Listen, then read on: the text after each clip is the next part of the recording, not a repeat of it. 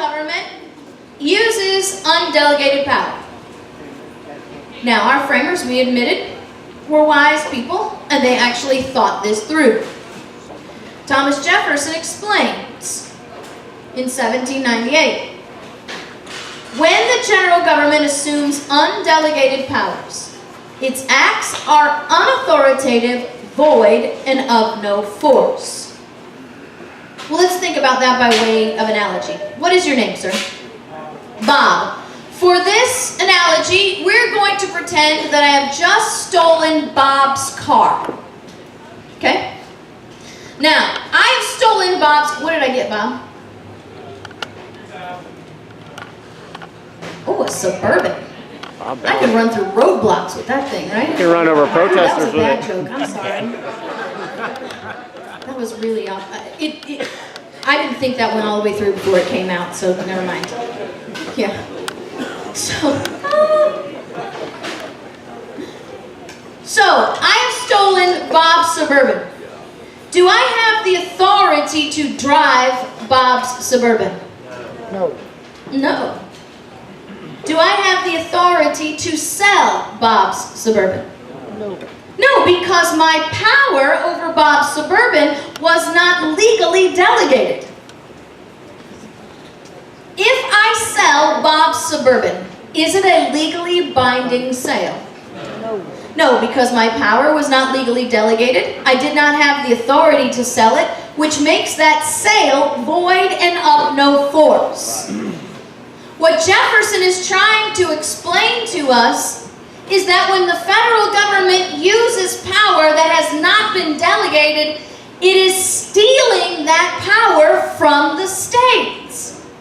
And stolen power, stolen authority, is void and of no force. It is of no legal authority at all. Does Bob have to sue me to get his car back? Absolutely not. He provides the title deed to the local officials, who then must return the car to him as the rightful delegated owner.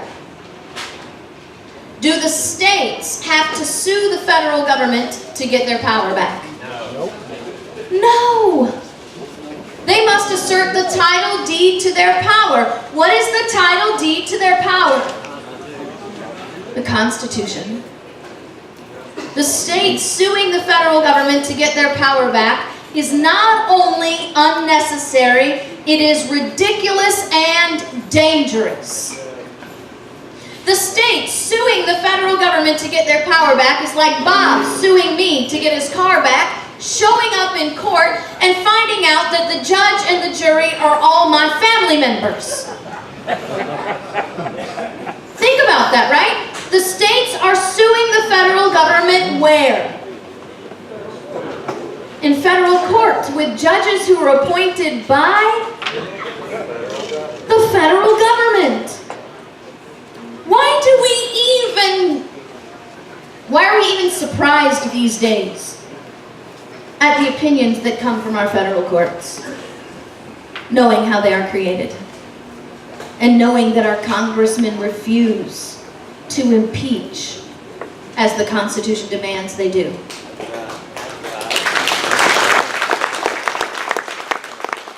Since I kicked that stump, let me just go ahead and overturn it just a little bit. Justices do not have lifetime appointments. We are hearing that a lot. Justices do not have lifetime appointments. They are on the bench for good behavior. Our justices on the federal level are supposed to be like kindergartners we watch in a classroom, and if they don't play according to the Constitution, they're supposed to be removed from the circle. But because our congressmen are too busy pointing fingers and playing political games, they refuse to remove these justices for bad behavior. And they do not have lifetime appointment by the Constitution. They have a lifetime appointment by politics. Let's sort of change the analogy, because somebody's going to say, well, here's the problem, KrisAnne. The states have been exercising these or the federal government has been exercising these powers in the states for so long. doesn't it now create a legal authority? We're going to pretend now that that Bob and his family are going to go on a 3-week vacation to the Bahamas. Where's Bob's family? 3? You guys want to go to the Bahamas? Woohoo! All right, so they're excited about that. 3-week vacation to the Bahamas. The day that Bob leaves for the Bahamas, I steal his car. Bob doesn't know it. He's and his family are enjoying the sun and the fun in the Bahamas. For 3 weeks, I drive around in Bob's car. Everybody who sees me drive around in Bob's car believes that I have the authority to drive Bob's car. Why? Because nobody's objected. Nobody said, wait a minute, that's stolen. You can't have that. It's what we term in the legal field as an assumed authority. Everybody assumes I have the authority. Bob and his family come home from their vacation. They find out I've stolen their car. Bob stands up, objects, says, I'm taking the keys back. You stole my car. And now the car has to be returned to him. Why? Because an assumed authority never becomes a legal authority. That's right. Because it's always stolen. Just because the federal government has been exercising power in your state that they've stolen from your state doesn't make it a legal exercise of power. It means you have to wake up and know it's stolen and just say no.